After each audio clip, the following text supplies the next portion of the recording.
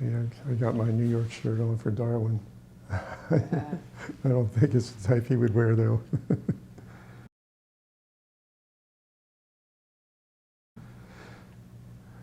Okay, hi, I'm Philip Creager. I'm going to share some memories, personal memories about Darwin Shaw and people connected with him to a lesser extent. And so it'll be a bit scattered, but that's okay.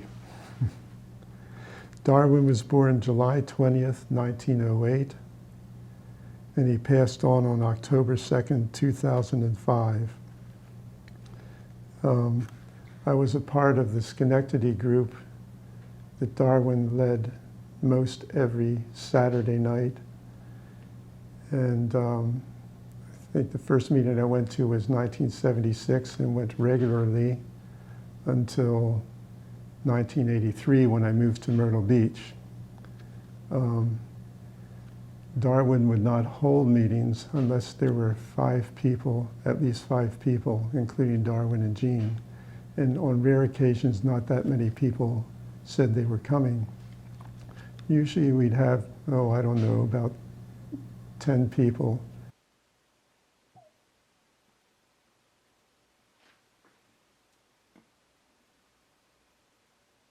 It was a cozy group. I remember saying to Darwin, it seems like we're all on the same page, those of us that attend this meeting. And he immediately came back with, we're all tuned in. So it was an improvement on what I said. And it was true, we were all tuned in. I remember one meeting, at these meetings, they were basically discourse meetings. And occasionally he would read from something else.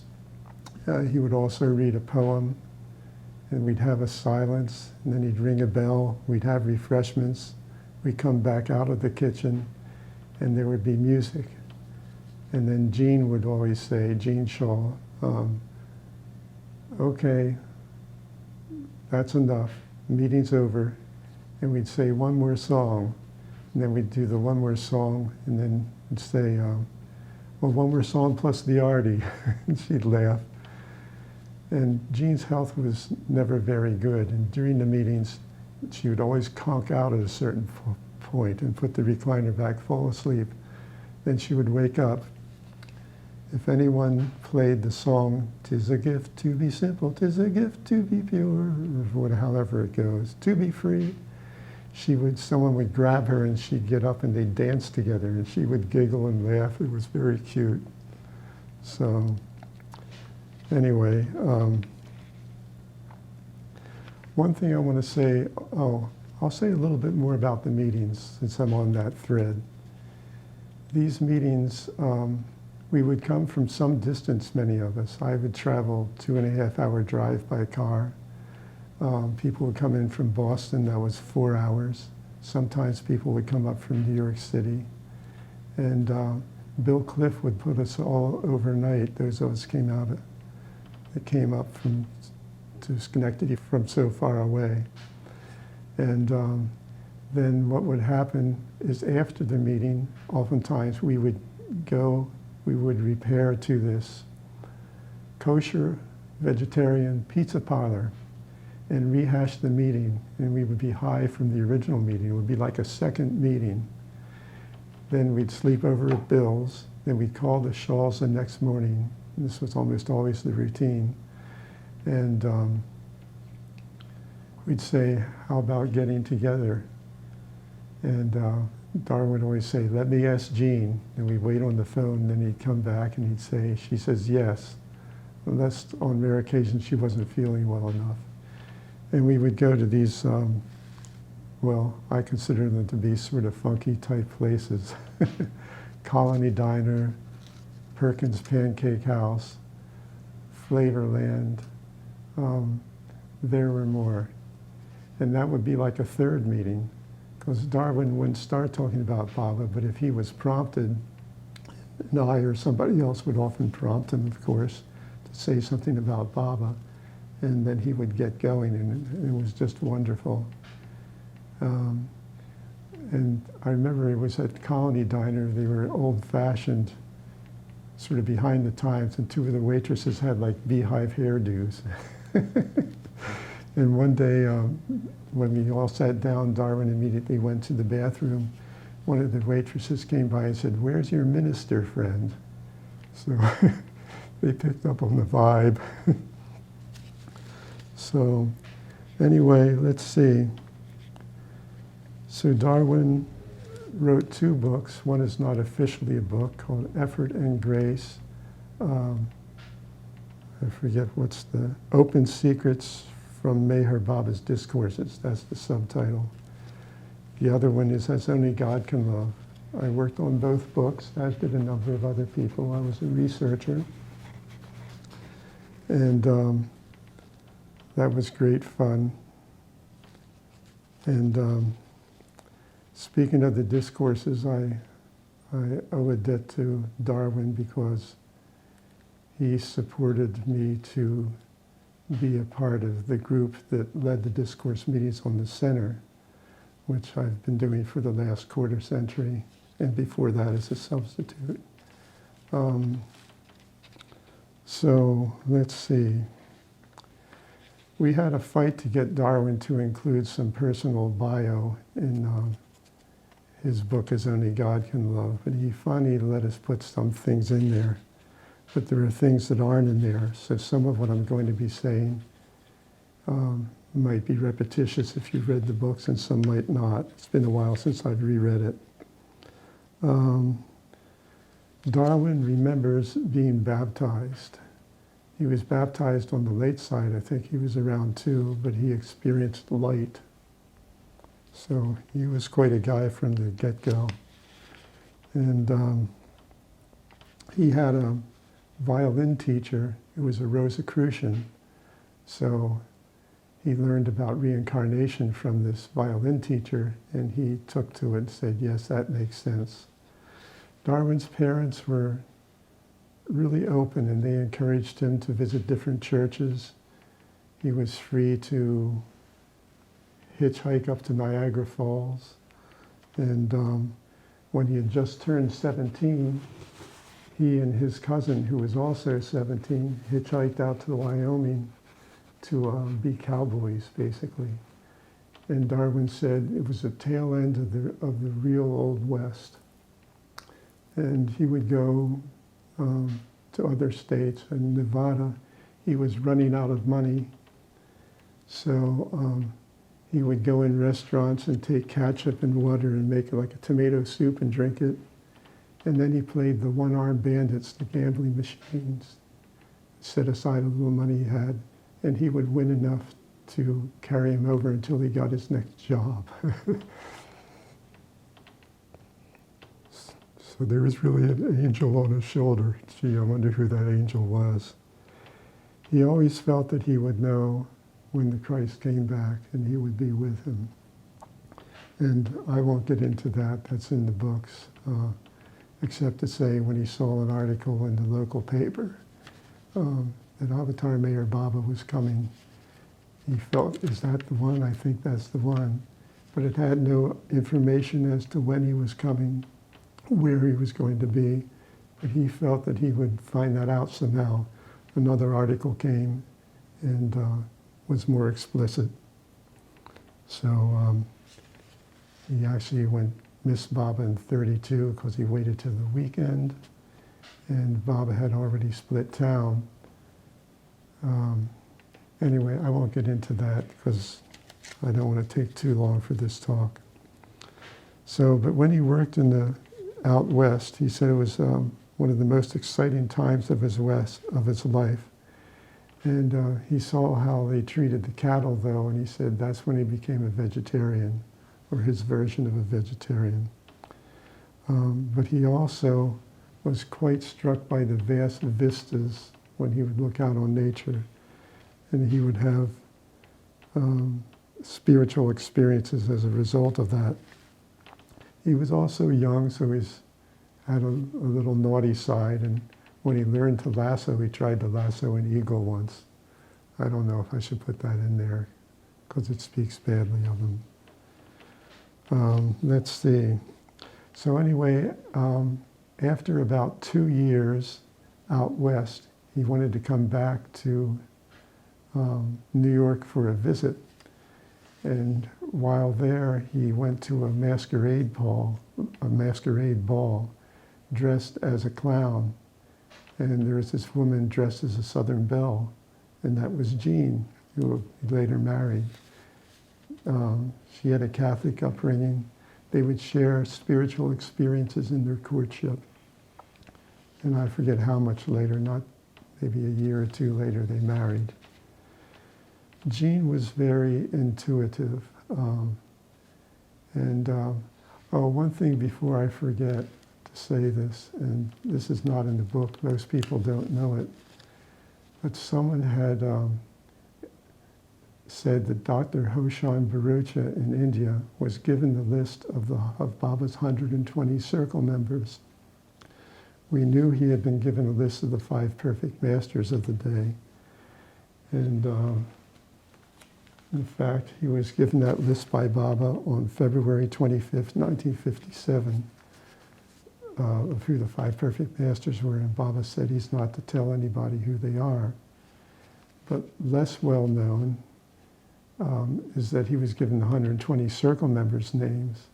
So I went to reconfirm what I had heard from the person that taught to Dr. Hoshan Barucha about the circle members.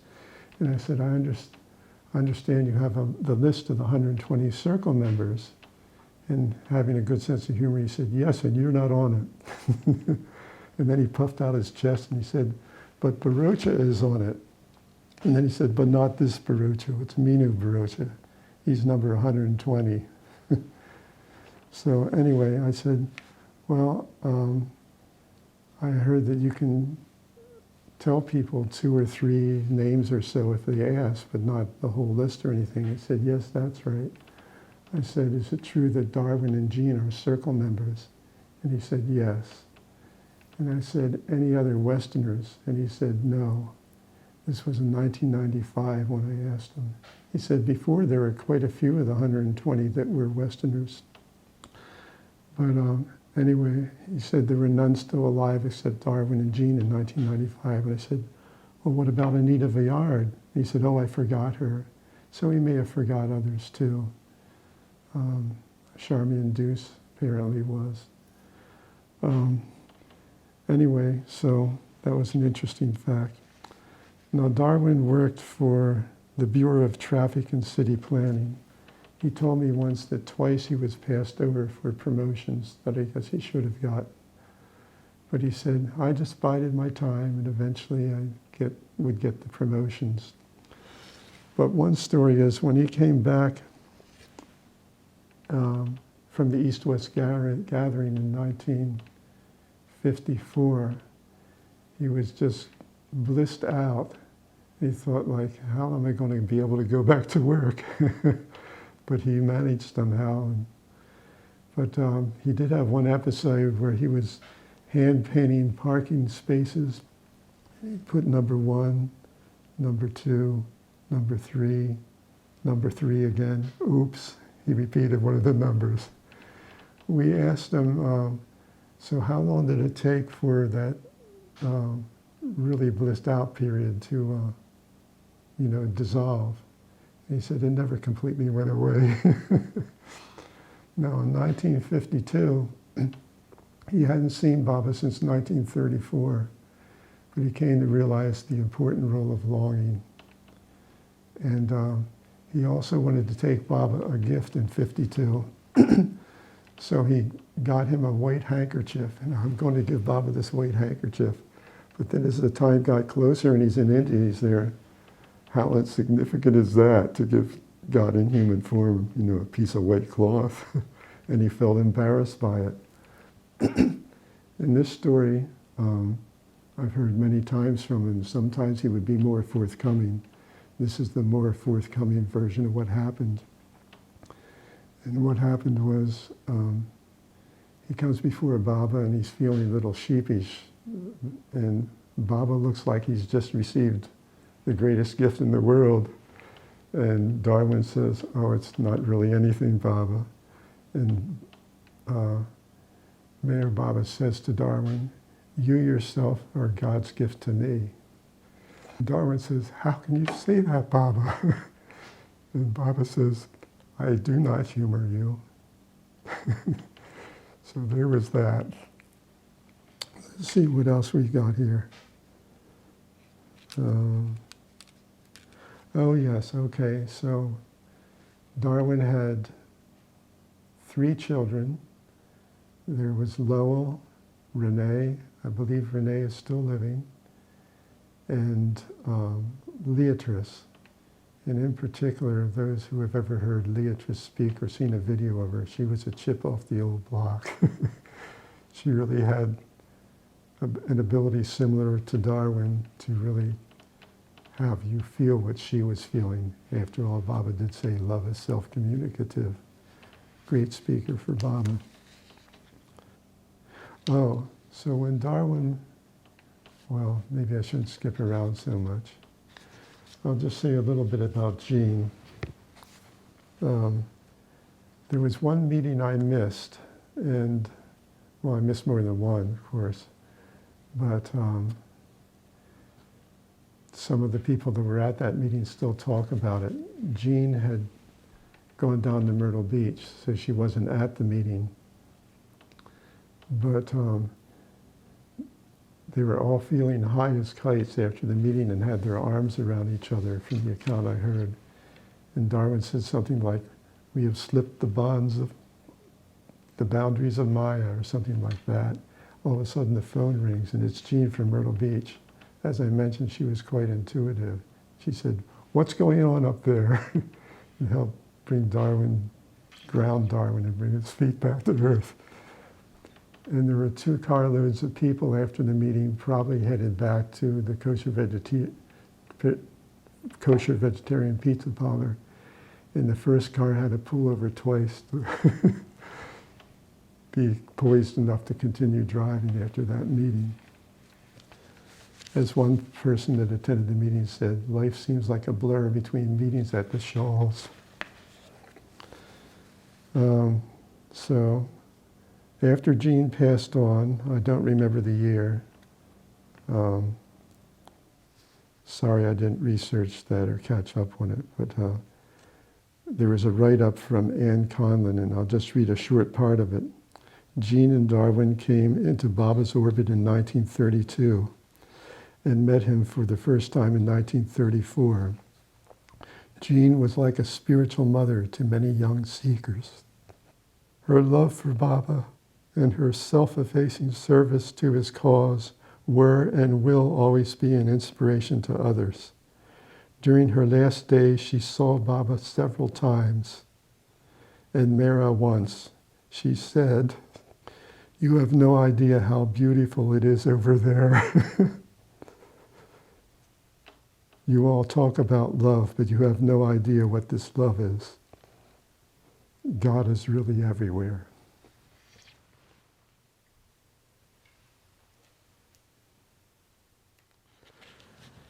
Okay, so Darwin, I believe, did not finish high school. But I think he went back and got his GED. And a little known factoid is that it was something like Toastmasters. It might have been Toastmasters or Dale Carnegie course. He wanted to learn how to speak in public. For one thing, he used to go down to New York when Narita Machiavelli would give her talks in Little Carnegie Hall and introduce her dressed up in a tuxedo. But yeah, I remember when I went to my first Darwin and Jean Shaw meeting, and I had been going to meetings in Boston, which were great meetings, but when I got to the Shaw's meeting in there, I found my meetings. This was the heyday of Baba meetings in the 70s and 80s. Miami and New York City and LA, Northern California, various places. There's just something happening. Different phases. Oh, I wanted to say when Darwin worked for this Signs and Streets department the Bureau of Traffic and City Planning. He realized that he was working with blue-collar folks, and he picked up that they realized he was somehow different. So he wanted to show them that I'm just one of the guys. So he would work out with them. He called it physical culture. I guess it was weights and stuff. There are pictures of Darwin holding Gene up above his head, and he could do backflips. He was quite strong. When we didn't go to the funky restaurants on Sunday for Sunday brunches, we would go to picnics in the park. Occasionally we'd go to the Hindu temple and have a meal there and listen to the music. And other places. We'd go out to the Dryden's farm. This was a beautiful property. We'd also go to the Flick farm. And I remember one time at the Flick brothers' parents' farm, not farm, that was the Dryden's farm, but a beautiful property. And there were woods and a little waterfalls in a stream, and one day we all sat there partway down, and Darwin talked about how Meredith Starr, after Meredith Starr left Baba, tried to pull him in with his yogic powers and it was not a good thing. And he said he tried to do that twice. He could feel Meredith doing that psychically in the inner world. He said, of course I had Baba behind me and I was able to fight that off. But he said there was one man amongst them that Meredith worked his magic, whatever, on him and pulled him away. So Darwin had mentioned, you may feel and actually be solid with Baba, but always be cautious, be aware. So Baba mentioned to the Westerners something called Sahaj Dhyan, and Darwin would often mention it. And Baba described it this way: when you wake up in the morning, at noontime, at 5 o'clock, and before you go to bed, spend just a moment, a second or two, is just the amount of time it takes to adjust your necktie a final time, to dress your soul with Baba. And eventually you'll feel my presence with you as a constant companion. I talked to Erich about that later on in India, and he said, that's the kindergarten level of Sahaj Dhyan, but it's an excellent practice. Darwin used to do it. I used to do it. I've moved on to other little ways of doing things. But Darwin would find, and others, including myself, would find if you forgot, something would happen to remind you, oh, it's 12 o'clock, or it's 5 o'clock. Anyway, it's a beautiful little, Baba's beyond techniques, but there are little ways like this that can be helpful in technique form. Supposition is that, you eventually feel his presence all the time. You're saying his name all the time. It's like Nanakar said to me as I was leaving India one time, take Baba's name all the time, while you're awake, while you're asleep. And Merwan Jasawala used to say it's like an undercurrent no matter what you're doing. So my supposition is that when it gets to that point, you've graduated from kindergarten. I don't know. Of course, there were people that Baba said, if you just take my name once a day, that's good. There's another man, he said 12 times a day. So it's not a cookie cutter thing. Darwin loved to joke. He's very good at wordplay. I remember him describing Florida one time as a vast waiting room. People go there to, I guess, wait until it's time for them to move on from this life. One time, I believe it was after a meeting, I don't know where we were going. Anyway, it was a dark country road, and there were 2 cars of us Baba lovers. And Darwin had a flat tire, so the guys went in a car to go get it patched. They took off the wheel, and I was deputized to stay there and sit with Darwin in the car. Took them maybe an hour and a half, 2 hours, till they actually had it was like a barely traveled country road in the dark, and they had to get a new tire and put it on. So I was just sitting there with Darwin during that length of time, and we were mostly silent. But all of a sudden he says, "I need to go out and drain the radiator." And I thought, what is he talking about? Then he returned from urinating. After about an hour, he says, "I have to drain the radiator again." So that was cute. The Shaws, Darwin and Jane went back to India. They hadn't been since the '69 Darshan. They went back in September 1981. And then they moved to Myrtle Beach in August 1989. And Bill Cliff is still holding the fort up there in Schenectady, and meetings haven't been happening all that much lately due to some illnesses, but there's still a group there. Oh, this is a beautiful story. People think of Elizabeth and Norina, and rightly so, as being the people that cultivated the center for Baba. But when Baba appeared in 1952, he said, "Every inch of the center is full of Elizabeth, Norina, and Darwin's love." See, Darwin used to come down in the 40s whenever he had vacation time and assist in getting the center ready for when it officially opened in 1952.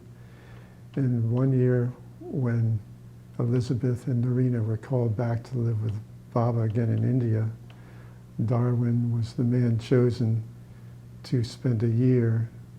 He lived in Yopon Dunes and came in and oversaw the drainage of swamps, just all kinds of things, the building of Baba's house. And so, Baba said every inch of the center is full of Elizabeth, Norina, and Darwin's love. There's another version of it that says, and the Shaw's family's love, because they would all put on their boots and help too, the kids. Okay, there's a lot of wonderful stories, but a lot of them are elsewhere. One of the interesting things is when we would drive around with Darwin in his car, he had a big, at one point he even had a Cadillac. He wasn't into conspicuous consumption, but rather it was a comfortable car, and so he bought it for Jean's sake. And he would play music on the radio, which normally I and we would not like, but there was something just so mellifluous about it in Darwin's presence that it was enjoyable. Darwin used to call me when he moved here, when Leatrice would come to go pick her up at the airport and bring her back. And I'm so thankful for that, because I got to be friends with Leatrice and had wonderful communications. But he didn't usually go himself. I would just drive my car and pick her up and bring her. But one year, Asphandiar was in town. And, anyway, he called me up and said, will you drive me down in my car to meet Leatrice and pick her up and bring her back? And I said, yes, of course. And he said, but Asphandiar is talking tonight. Don't you want to go see Asphandiar? And I said, I love Asphandiar. But I want to take you to the airport tonight. And he repeated it. I said, no, I want to take you. And so we did. But that reminds me about Asphandiar. Someone said to me, this was before I met Asphandiar, they said, Darwin Shaw has finally met someone he can communicate with. And one time I was invited, a small group, in Larlock Lodge. I brought a picture here with me.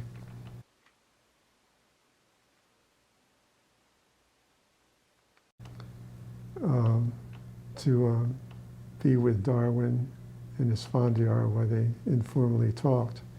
And I was busy taking notes at one point, and all of a sudden, there was just a change in the atmosphere. And I thought, something's going on here. I stopped writing and I looked, and there's Asphandiar and Darwin on the couch with their arms around each other, just staring into each other's eyes, communicating on some deep level, Baba, Baba, Baba, I'm sure. Anyway, it was a beautiful, beautiful moment. But getting back to that time, I always forgot to mention this when Darwin asked me to drive him down for Beatrice. He said to me, I believe Asphandiar is a true saint. I believe he's a real saint. He said it twice. And Baba himself had said, you can find it in Ramju's diaries, Ramju saying that Baba said that Asphandiar was on the third plane at the time that he was in the Prem Ashram. And many of us believe that he is somewhere on the mental planes before we drop the body.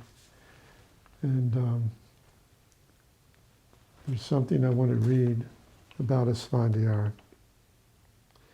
In 1991, someone asked Asphandiar what was the most memorable experience of his days with the beloved. Vasali, that's his last name, responded, I have not spoken of it before, but now that you have asked, I will tell you. He continued, just a few days before we learnt that we were to be sent home from Mehrabad, this is from the Prem Ashram, I was overcome by an experience so exquisite, so utterly sublime, and so all-consuming that it was more bewildering than bewilderment, more beautiful than beauty itself, with an ineffable fragrance, and so forceful and overwhelming that anyone experiencing it would have thought they had reached the goal of life. After a short pause, he added, if it were not for Baba's grace, I too would have fallen in that trap. But Baba saved me then and continues to save me now from falling into such traps. And perhaps that might have been a fourth plane experience, I don't know. But, I was talking about Darwin and his wordplay. He used to say, I don't repeat gossip, so you better listen carefully the first time. So Darwin to me was he was a Western mystic, a householder of course, but he was like an old school gentleman. He was also capable of changing his mind about things and progressing with the times. I think a lot of people did not know that about him. But, never heard him swear. He was kind of like Mr. Equipoise, I don't know that he did this, but I can imagine him walking down the sidewalk and tipping his hat at someone like that. He used to say he had a PhD, because out in the West he would put fences up, so post hole digger. One of my first visits to Darwin, I was a relatively new Baba lover, and I was going through some kind of suffering, I don't remember what it was, and I wanted to talk to Darwin about it. Darwin was not one for giving advice, generally speaking. It's sort of like talk to Baba about it, work it out internally with him. He didn't try to impose his thoughts about it. But anyway, I told him I've been undergoing this suffering, and I guess subconsciously I expected a pat on the back, a there, don't worry, be happy. What I got was immediately Darwin staring directly in my eyes with a uncompromising smile, saying to me, St. Francis asked for more suffering. Sort of like, buck up, kid. Anyway, it was a little shocking, but Baba talked about handling things like illness and other types of suffering graciously. So, and Darwin certainly did. So Darwin was chosen in 1954 to read 2 talks. You've seen him on the film. He's sitting in front of Baba with his legs dangling over the dais, reading My Dear Children. No, that one he read too, but My Dear Workers, I think, is in the film. I'm not sure. And there's a wonderful thing that about that talk.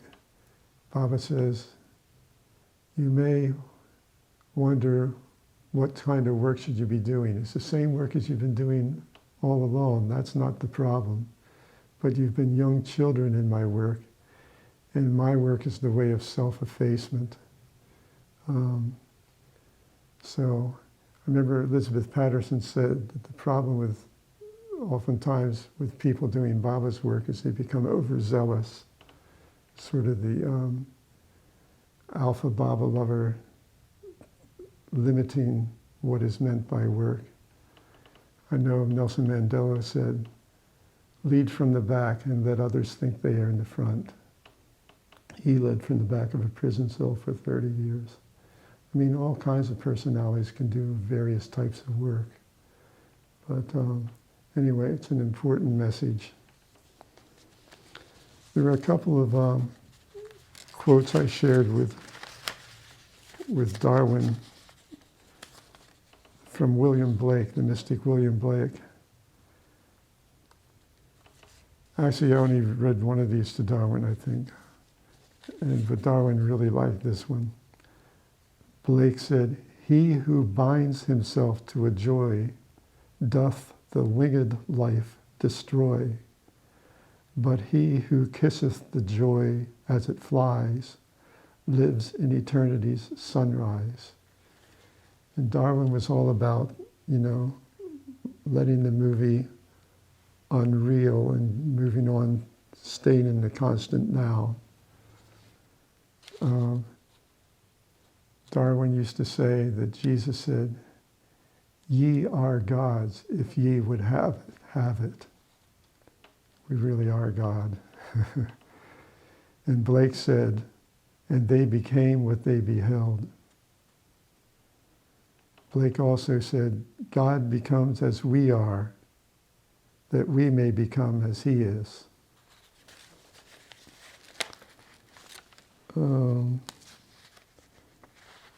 Okay, let's see what we got here. Oh, I forgot to mention earlier that when Darwin returned from out west with his cousin, he was just going to come for a short visit and then go back out west. But when he met Jean, he didn't go back out west. But he loved the West, and he would continue to watch Westerners late into his life. He said TV helped keep him grounded. And he loved the West. He loved riding horses. So I tried to confirm this with Bill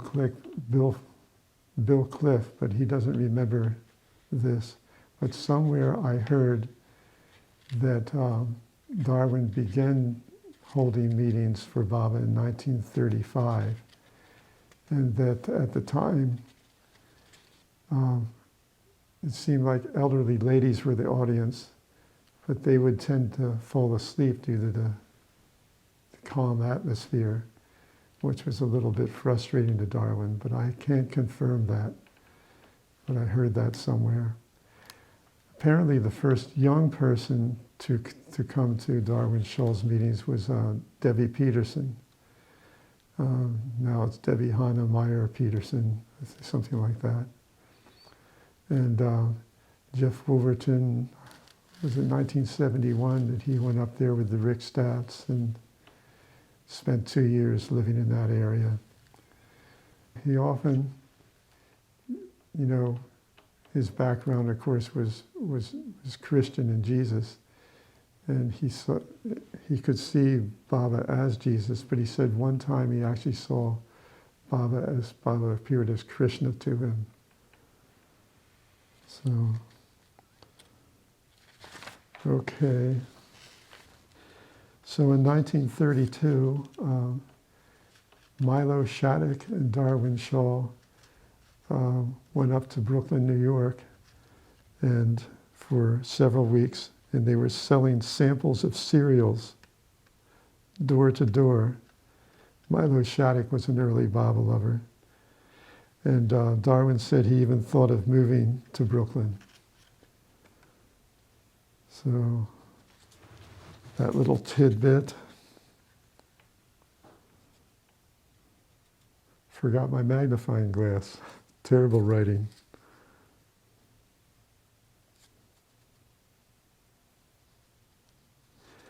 Darwin would say, keep the heart open and be free.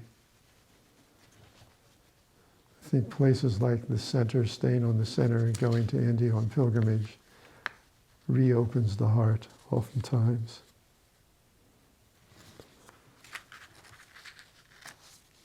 Darwin used to talk about a decrystallization process within when you open up the heart. Darwin said that sometimes he had to resist the longing of the heart because it hurt the heart too much, especially during the 1934 to 1952 period when he didn't get to see Baba. It was only a long time later that he realized this separation that created all of this longing was a gift from Baba. He said, longing for Baba can be a means of sublimation of our other desires. Some of this I don't have a grasp of what he's getting at, but I'll read them because other people might. Darwin talked about getting a deeper level of insight by looking behind the sanskaras, to their cause, or why they are existing. I guess I do kind of understand it. He said, then you are at the level of cause, not effect.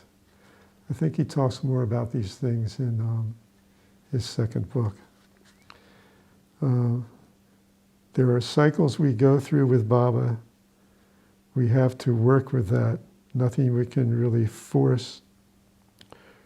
Replace something false with something less false, he recommends, if you're going through a kind of a down cycle. Replace the false with the true. Ask him for his help. The mind is the knight in shining armor. The heart is the fair damsel. The mind can be used to be a watchdog against the budding sanskaras.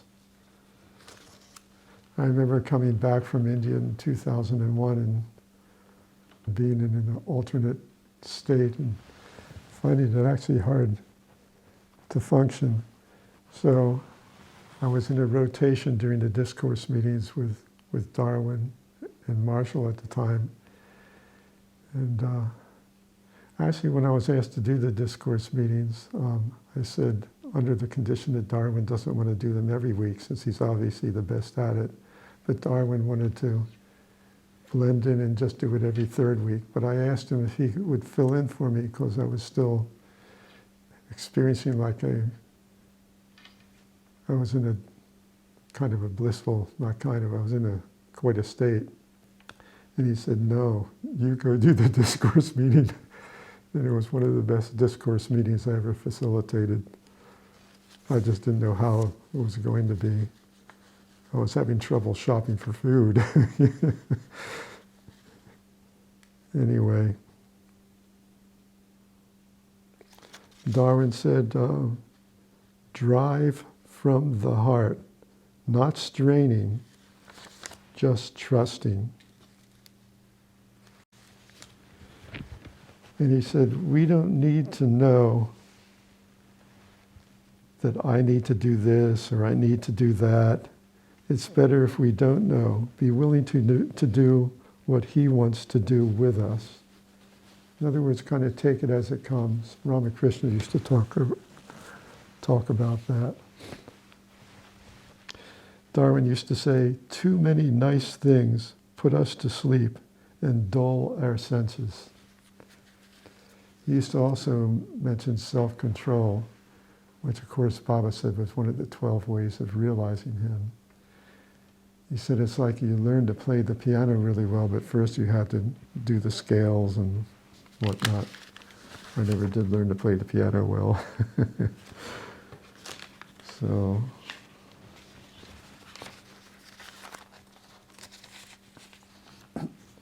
okay, here's a poem that Darwin wrote. Dance for joy in the meaningless array, for all is void in the sight of God. Cease thy struggles with the coils of illusion. Let it go unchallenged, unclaimed, and smile with God. For all is a trick, a joke which never was. Be not deceived by the enchantment of a distant freedom. O ye who were never bound, laugh at the trammels of Maya. Okay, so after returning from his last visit to the Meher Baba Center in Myrtle Beach, Darwin allegedly said, mission accomplished. Amen.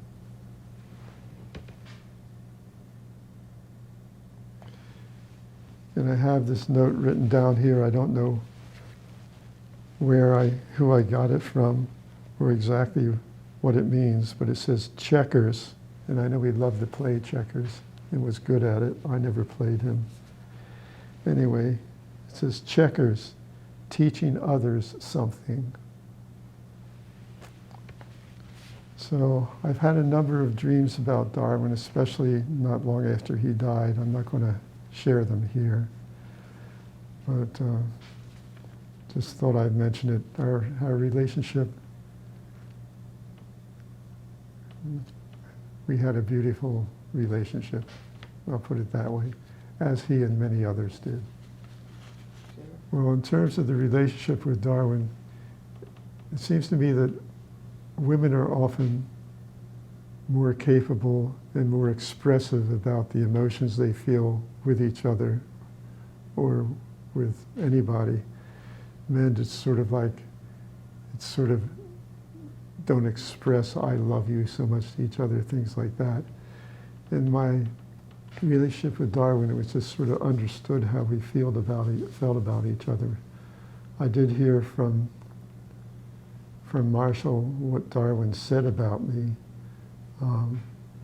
in terms of my doing the discourse meetings and joining the crew, but I don't want to share that, just that it really touched me. I will share a couple of things. It's sort of like when you feel close to someone, you can pick up on what they're thinking sometimes. For instance, I remember we were at Flavorland Restaurant, and Darwin said, so, and then somehow or other, I mean, I'm not psychic or anything, I don't like, anyway. And he said, so, and I said, Bob Dibble. He said, yeah, how's Bob Dibble? And someone said, at the table, said, how did you know, what just happened to your, Darwin made some, comment about, nothing unusual, or something like that. I remember another time at the meetings at the Shaws, after the period of silence, which signified the end of Darwin's talk, the meeting, he would ring a little bell, and there was some disturbance. I don't know if it was a phone call or what, but the bell never got rung that day. And I realized that I had noticed it, but it didn't seem like other people noticed it. And Gene Shaw spoke up and said, while we were having our refreshments, Darwin, no one noticed, but I noticed that you didn't, you forgot to ring the bell today. Darwin immediately shoots me a light and said, no, some other people noticed too. He smiled at me like he knew that I had noticed, even though I gave no indication. And anyway, so we knew how we felt about each other just by things like that and through looks. And as I say, there are people who have longer association and who are closer to Darwin than me, I feel, you know. And people that, Darwin, you know, the people in the West, Kitty and Margaret and all these great souls, Darwin is the person that I had the deepest connection with, I feel, of people in the West. My deepest connection overall, I mean, I don't know, I can't assess these things. I'll just say that Erich Jesivala and Mani in my first trip, Vanuatu played a very significant role and ongoingly. But then you start saying, oh yeah, but then there was Adi, then there was Padre.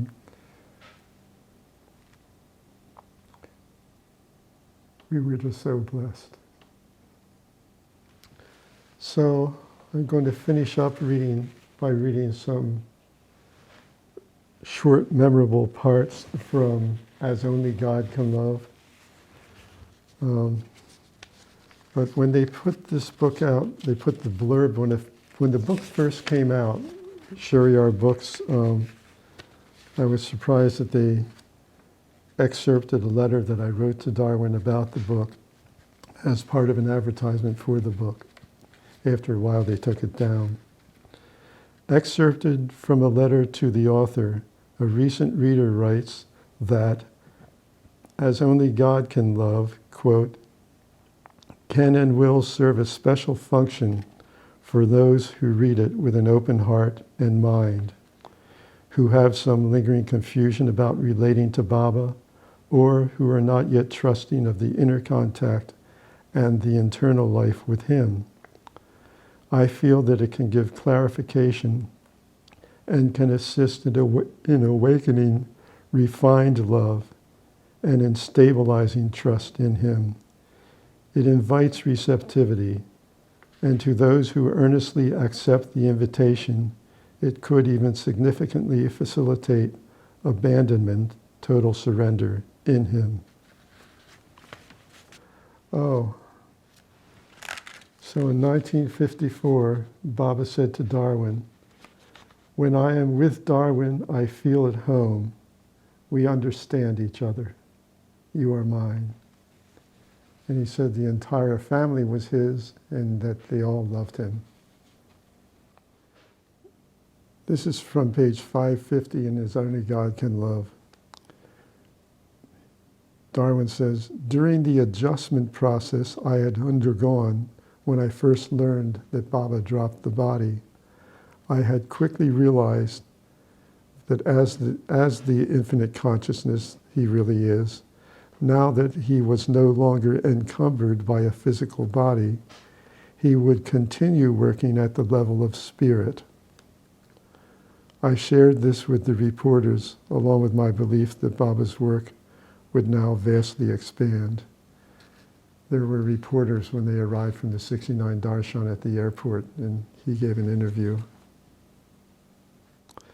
I'll just conclude with this. Darwin concludes in his book on page 554, Baba came like a thief in the night, as he used to say, to steal our hearts and then disappear from view. Baba did not come to satisfy our intellects with explanations or to satiate our hearts with feelings of love. He came to pierce our hearts with longing for divine love. And this longing propels us to seek the goal of creation, reality, truth, abiding love. One time during his last weeks of intense suffering, Baba communicated to Bal Kalchuri, one of the Mandali, serving as Baba's night watchman. When I release the arrow of my love, it will strike deep and wound the hearts of all. The wounds will make them have my darshan continuously. They will have that longing for me, and that is my real darshan. Shortly before Meher Baba dropped his physical body, he announced that his universal work was completed 100% to his satisfaction. His universal work culminated in the releasing of that arrow, and it continues to find its target in the hearts of many. Meher Baba yearns for us to know that we are eternally his, and that we are sustained in the Spirit by his constantly flowing love grace. He is love, and he loves us as only God can love. Jai Baba.